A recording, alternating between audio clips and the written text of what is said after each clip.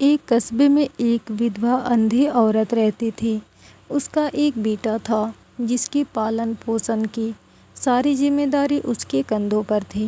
वह अपने बेटे को पढ़ा लिखा कर एक बहुत बड़ा आदमी बनाना चाहती थी, इसलिए उसने उसका दाखिला कस्बे के सबसे अच्छे स्कूल में किया। वह दिन रात मेहनत करती ताकि बेटे की स्कूल की फीस दे सके।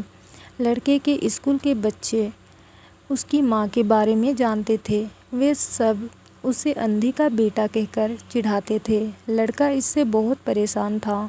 उसे अपनी माँ पर शर्म आने लगी थी।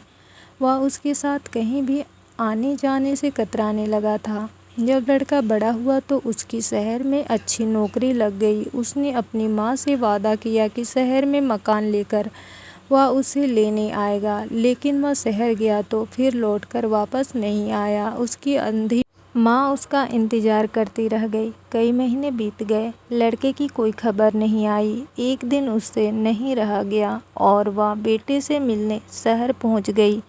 पूछते पूछते वह बेटे के ऑफिस पहुंची। वहां सिक्योरिटी गार्ड ने उसे रोक दिया। अंधी औरत ने गार्ड को अपने बेटे का नाम बताया और बोली कि उससे जाकर कह दो कि गांव से कोई मिलने आया है। गार्ड ने जाकर उसके बेटे को बताया। बेटे ने ऑफिस की खिड़की से देखा तो उससे अपनी माँ गेट के बाहर खड़ी नजर आई। वहाँ ऑफिस में सबके सामने अपनी माँ की वजह से शर्मिंदा नहीं होना चाहता था। उसने कहला दिया कि वह ऑफिस में नहीं है। अंधी औरत वहाँ से चली गई। शाम को वह लड़का ऑफिस से घर जाने के लिए निकला। रास्ते में एक जगह काफ़ी भीड़ जमा थी। वह अपनी गाड़ी रोककर भीड़ के पास पहुंचा तो बीच सड़क में अपनी माँ को मरा पाया।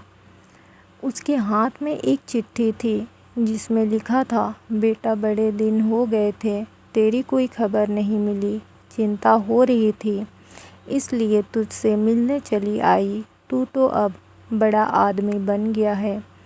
तुझसे मिलना अब शायद मुझ गरीब की किस्मत में नहीं, लेकिन मैं बहुत खुश हूँ। तेरे लिए तूने अपना ही नहीं मेरा सपना भी पूरा किया।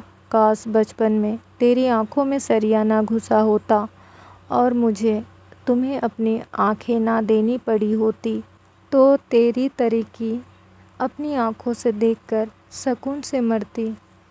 ये पढ़कर लड़का फूट फूट कर रोने लगा।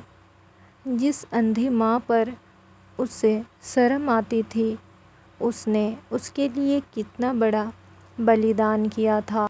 वह आत्मा ग्लानि से भर उठा और जिंदगी भर खुद को माफ़ नहीं कर पाया।